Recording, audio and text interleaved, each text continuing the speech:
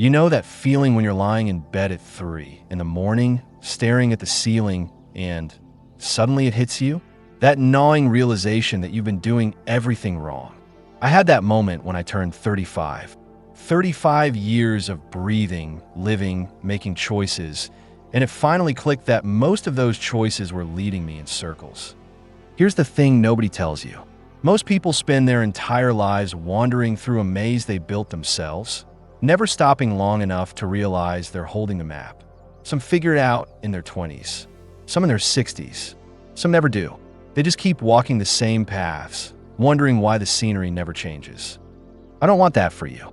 What took me 3.5 decades to understand, I'm about to hand you in the next few minutes. And I'm not talking about feel-good platitudes or recycled wisdom you've heard 1,000 times. I'm talking about the real stuff, the lessons that actually move the needle when I finally got honest with myself. Let me tell you about Marcus. He wasn't a real person, but he might as well have been. He was me, and maybe he's you too. Marcus woke up every single day waiting for something to change. He'd scroll through Instagram, watching other people live the lives he dreamed about, telling himself that one day, when the time was right, when he had more money, when things settled down, when the stars aligned, that's when he'd start really living. Years passed like that. Marcus kept waiting. He'd buy courses he never finished, set goals he never pursued, make plans he never executed. And every night, that same feeling crept back in. The sense that time was slipping through his fingers like sand, and he couldn't figure out how to hold on. Then one morning, Marcus woke up and looked in the mirror. Really looked, and he saw someone who'd been lying to himself for years. The person staring back wasn't unlucky or untalented. He was just stuck in a story he kept telling himself, that he wasn't ready, that conditions weren't perfect, that someone or something would eventually come along and flip the switch for him. That's when everything changed. Not because of some magical event or lucky break. It changed because Marcus finally understood something crucial. The person responsible for his life was staring right back at him in that mirror. Nobody was coming to rescue him. No fairy godmother. No surprise inheritance. No sudden discovery that made everything easy. Your life right now is the sum total of all the thoughts you've had and all the actions you've taken. Think about that for a second. Everything around you, the job, the relationships, the bank account, the body you're living in, it all traces back to what you believed was possible and what you actually did about it. I spent years thinking I was smart enough, talented enough, deserving enough, but nothing ever changed because I thought motivation would strike like lightning. I'd watch a powerful video, feel pumped up for 48 hours, then slip right back into the same patterns. I'd tell myself I needed to feel inspired before I could take action. But here's what nobody mentions in those highlight reels and success montages. The people who actually make it, who actually build the lives they want, they don't wait to feel motivated. They've cracked a different code entirely.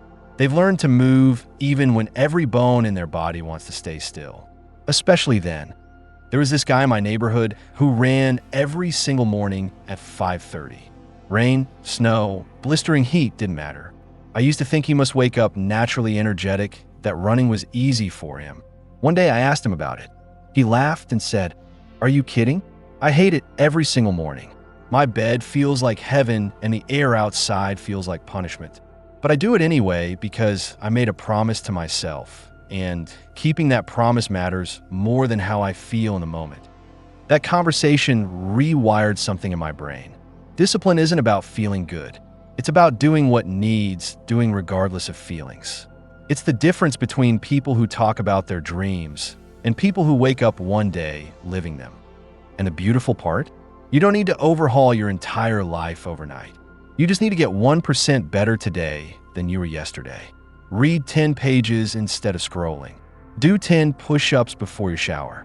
Learn one new thing. These tiny shifts seem meaningless in the moment, but they compound like interest in a bank account. I used to set massive goals and then feel crushed when I didn't achieve them in a month. I wanted the transformation instantly. But real change doesn't work like that. It's quieter. It's the person who writes 200 words a day and has a book in a year. It's the person who cuts out soda and loses 30 pounds without even noticing. Small actions, repeated consistently, create the kind of results that look like magic to everyone else. Here's another truth that took me forever to accept.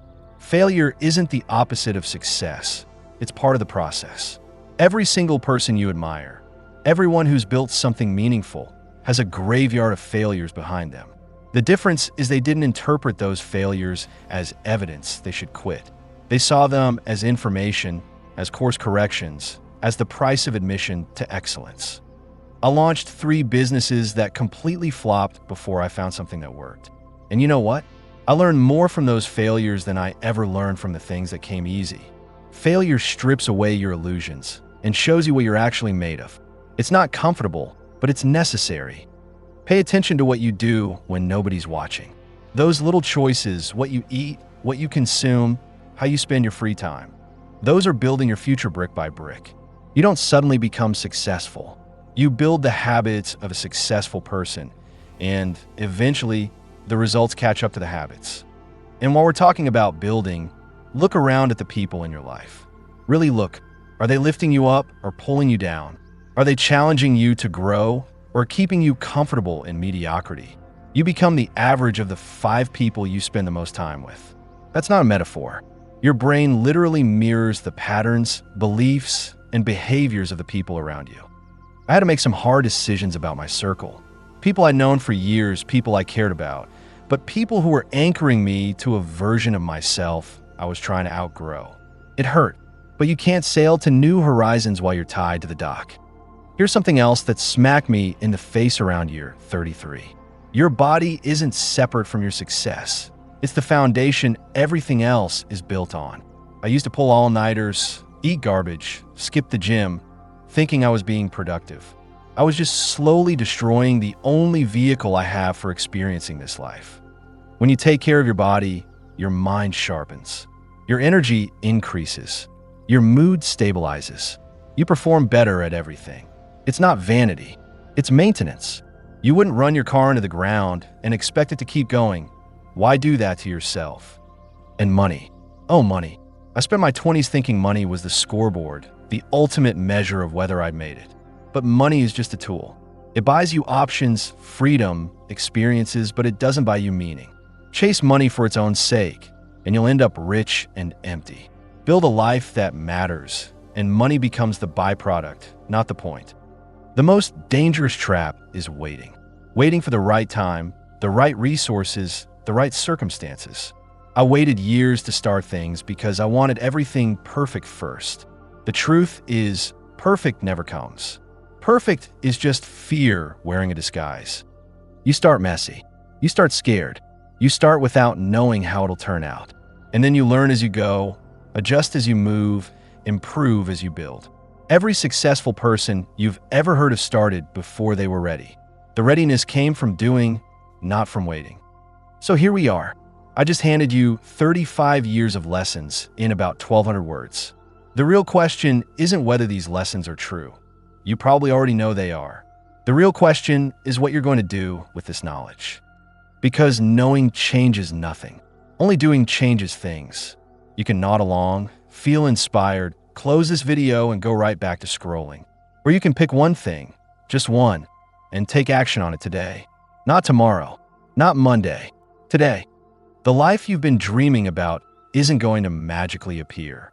You have to build it, choice by choice, day by day, brick by brick. And the beautiful part? You can start right now. This exact moment. Not when you feel ready. Not when circumstances align. Now, your future self is watching. What are you going to show them?